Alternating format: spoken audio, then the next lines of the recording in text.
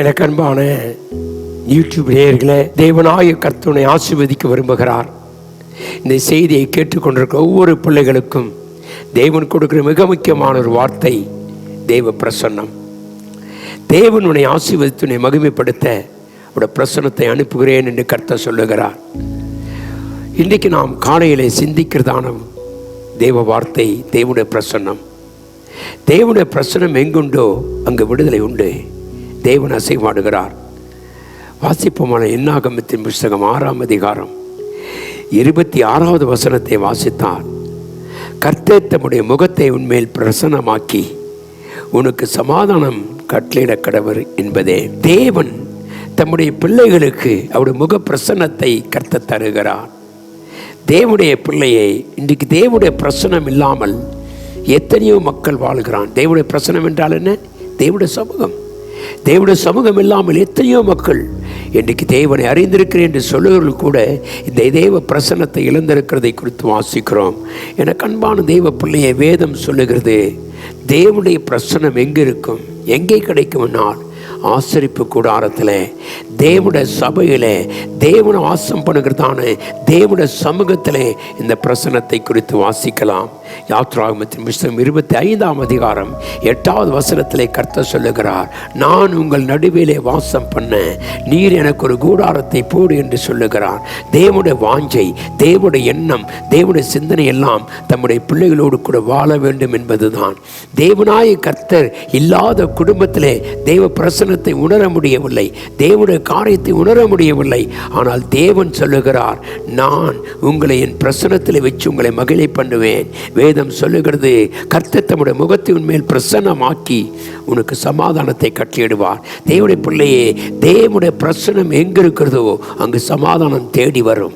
தேவனுடைய சமூகத்திலே நாம் இருந்தோமானால் சகலத்தையும் செய்ய வல்லவராக இருக்கிறார். எனக்கு அன்பான தேவ பிள்ளையே, ஆகவேதான் வேதம் சொல்லுகிறது, 1 ராஜாக்களின் புஸ்தகம் 8ஆம் அதிகாரம் 10வது வசனத்திலே, தேவனுடைய ஆலயத்திலே தேவன் பிரசன்னமாகிறார்.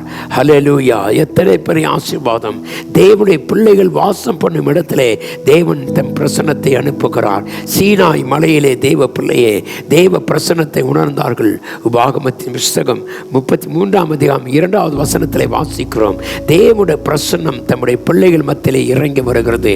தேவன் தம்முடைய கூடாரத்திலே வாசம் பண்ணுகிறவர், தேவன் தம்முடைய ஆலயத்திலே வாசம் பண்ணுகிறவர். சீனாய் மலையிலே தேவனின் பிள்ளைகள் கூடியிருந்த பொழுது தேவனுடைய பிரசன்னம் வெளிப்பட்டது. என கண்பான தேவப்பிள்ளை, இந்த காலை வேளையிலே உன்னுடைய குடும்பத்தில் தேவனுடைய பிரசன்னத்தை உணர்ந்திருக்கிறாயா? தேவனுடைய பிரசன்னம் என்னோடு இருக்குது என்று உணர்வாயா?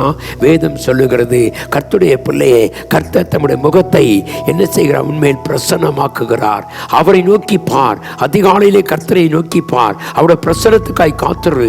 அப்பொழுது தேவன் சொல்லுகிறார், நான் உன்னை ஆசீர்வதிப்பேன். எப்படிப்பட்ட ஆசீர்வாதம்? சமாதானம். அது நித்திய சமாதானமாக இருக்கும். தேவனுடைய கிருபையில வருகிற உனக்கு ஒருவேளை கலக்கமும் போராட்டம் இருக்காது.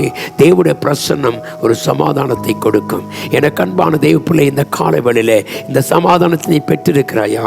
இந்த சமாதானம் முன்னோடு கூட இருக்கிறது என்பதை உணர்ந்திருக்கிறாயா?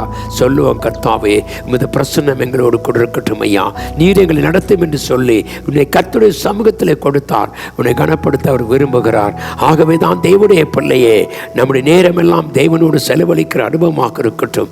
சீனாய் மலையிலே இஸ்ரவேல் ஜனங்கள் கூடியிருந்த பொழுது கர்த்தர் தம்முடைய பிரசன்னத்தை வெளிப்படுத்தினார். தேவன் தம்முடைய மகிமையை வெளிப்படுத்தினார். தேவன் தம்முடைய பிள்ளைகள் மத்தியிலே அசைவாடுவதை அவர்கள் பார்த்தார்கள். அருமையான தேவப்பிள்ளை, இந்த காலவெளியிலே உன்னுடைய குடும்பம் தேவனுடைய பிரசன்னத்தால் நிறைந்திருக்கட்டும். உன்னுடைய வாழ்க்கை தேவனுடைய பிரசன்னத்தால் நிறைந்திருக்கட்டும். நீ செய்கிற தொழிலோ அல்லது நீ செய்கிறதான வேலையிலோ எல்லாவற்றிலும் தேவனுடைய பிரசன்னம் இருக்குமானால் கர்த்தர் உனக்கு சமாதானத்தை கட்டளையிட்டு உன்னை ஆசீர்வதித்து கனப்படுத்துவார். ஆகவே இந்த நம்பிக்கையோடு இந்த காலை வேளையிலே, கர்த்தாவே நீர் எங்களை ஆசீர்வதியும் என்று சொல்லுவோம். தேவன் நம்மை கனப்படுத்துவாராக. நாம் கண்களை மூடி ஜெபிப்போம். எங்கள் வல்லமையுள்ள தேவனாகிய கர்த்தாவே, நீர் எங்களை அழைத்து எங்களை தெரிந்து கொண்டு உம்முடைய பிரசன்னத்தை எங்கள் மேல் வைத்ததுக்காக ஸ்தோத்திரம். எங்களை ஆசீர்வதியும் கர்த்தாவே. இந்த நாள் முழுவதும் உம்முடைய பிரசன்னத்தை நாங்கள் உணரக்கூடிய விதத்தில் நீர் எங்களோடு கூட பேசும்படி ஜெபிக்கிறேன். சகலத்தையும் பொறுப்பேற்றுகளும் ஆசீர்வதியும். புதிய கிருபைகளை தாரும்.